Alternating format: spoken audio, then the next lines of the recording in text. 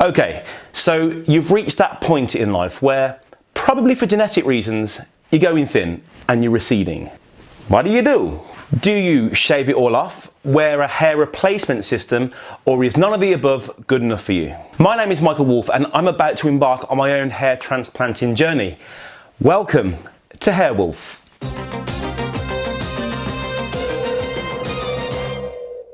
So personally, I began receding in my late 20s and early 30s. And once I hit my mid 30s, things really began to accelerate. Now, I've been using hair fibre for the past 8 years until it's really got to the point where there are fewer and fewer hairs for the fibres to actually attach to. Now, I could have gone down the shaving route like other male members of my family, but personally, I'm a little bit older, a little bit more overweight, so really this wasn't for me. I didn't want to be an old, overweight, bald guy. Well, I am 2/3 of the way there.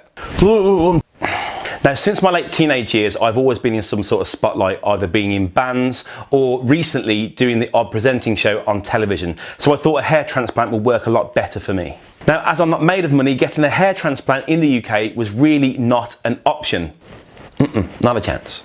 So I put my head down and did my research. Now this, I kid you not, took me 18 months. If I'm going to a foreign country for extensive work on my head, I'm going to be uber careful. I wasn't going, then I was going, then I wasn't going, then I was going, then I wasn't. Now, if you're not aware, most of the hair transplanting companies in Istanbul message and communicate through WhatsApp.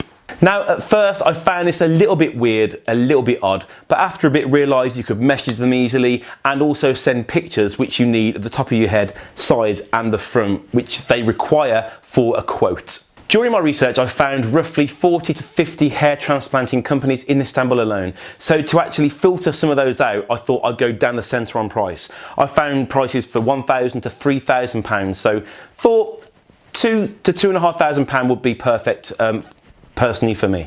I then went down to customer service. Now, because it's my beautiful head, it's my beautiful barnet, I didn't want a hard sell from anybody. One person even offered me a hair transplant for €850 if I went that week. No. I then checked out reviews on websites such as Trustpilot of around about 4.5 or more. Now, after hours, days, months of looking, I settled with a company called Elithair. Now, they were one of 3 companies that I was really impressed with, but they had a really cool video with a local sporting hero that I really liked. So after toing and throwing with the customer service, George, how you doing? How you doing, George? I sent my pictures over and they told me I needed 3,500 grafts or thereabouts, depending on what my hair was like when I was there, which was kind of roughly the same as every other company had said. I was really happy. I booked my flights, sent it to them. They sent me my itinerary, confirmed everything. I'm ready to go. But first, one more haircut. I'll see you at the barber's. So here we are now at my barber's with Clarky, who's been doing my hair now for around about 5 years. In those 5 years, he's noticed a considerable thing of my hair from the front all the way to the back. What he'll do now is he'll show you the extent of how bad it is, right from the front all the way to the back. So let's have a little gander. Right, and this is Michael's hair. I've been his barber for 5 years. When he first started coming to me and I started cutting his hairline was quite solid around here. Over the years, it's just diminished and sort of thinned out towards the back, where it's probably at the worst at the moment. I mean, beforehand it was all more like thick all the way over, and as over the years gone by, obviously it's come back. It's happened right in the middle to where all these white hairs are now appearing, which will now be dying and falling out within due time. I think we both decided it's time for him to have a hair transplant. Yeah. Clarky is a lovely guy. Apologies for the sound at the barber's. I had a real problem, a real issue with my microphone, so real apologies for that. Now, as you saw at the barber's, my hair thinning and my hair receding is really extensive. I put a light on top so you could really get in there and see all the detail, and I'll be doing that in the future. I'll quickly show you here now, under different lighting situations, how bad my hair is.